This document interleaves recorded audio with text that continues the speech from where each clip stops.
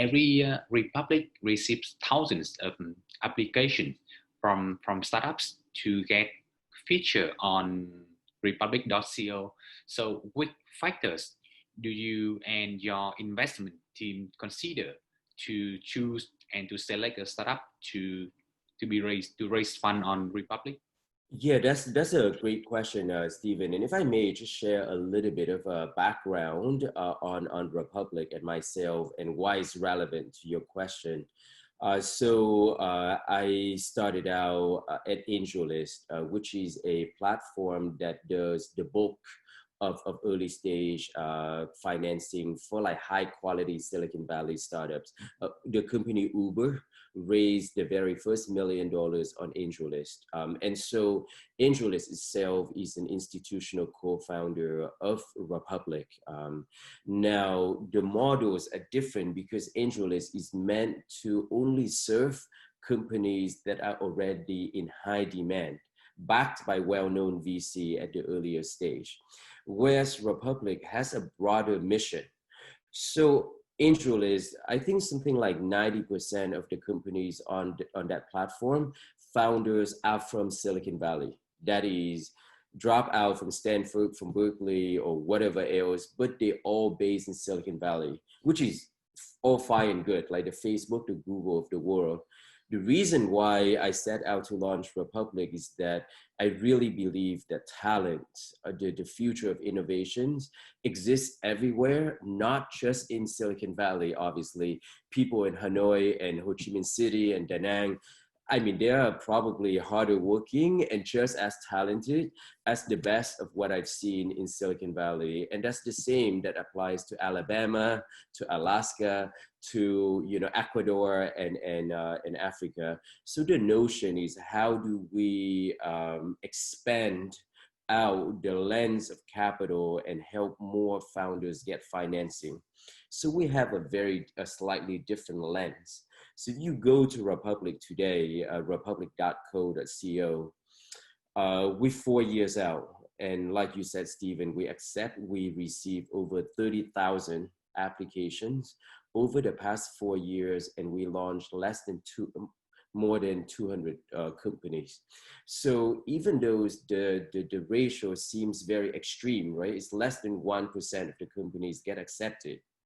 Well, know that a lot of the applications are for companies that aren't ready clearly are not ready. If they're just setting out, aiming to do a necklace, a small shop in New York, it's not, there isn't enough fundamental to launch just yet. So it's very easy to weed it out.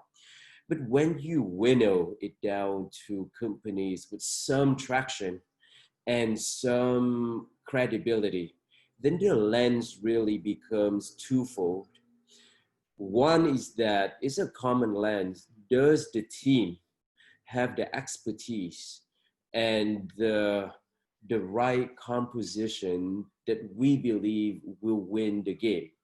Here's an example. If someone is setting out to build a new LCD screen for your phone, and the team are just, college students with studying biology or history, and not a single, basically a single technical person on the team, and they believe that they have this idea, well, it's all fine and good, but like, is it really going to be able to compete against like PhD from, some University of Korea or whatever else? So that lens of domain expertise and whether or not they can execute is one thing. If they have some traction, particularly for businesses that don't have like what I would call like a tier 1 or like A++ team, some traction is necessary. And then the third lens is whether they have a business that's relatable or easily understandable to the larger community. On Republic, an investor typically takes less than 5 minutes to make an investment, meaning they go through your profile, they look at your video, they quickly scan through it. If they understand it and if they like you, they invest $100. And $100 is not a lot of money for people in the US. And if you have 1,000 of them, well, that's $100,000, right? So if you have like a, you know, a convoluted 1,000 pages of data point, no one is going to read, and VCs aren't going to read them either. One of the biggest pitfall that I see from founders outside of the US, including certainly founders in Vietnam, is that you guys present too much information, as though more information is good. Too long, didn't read.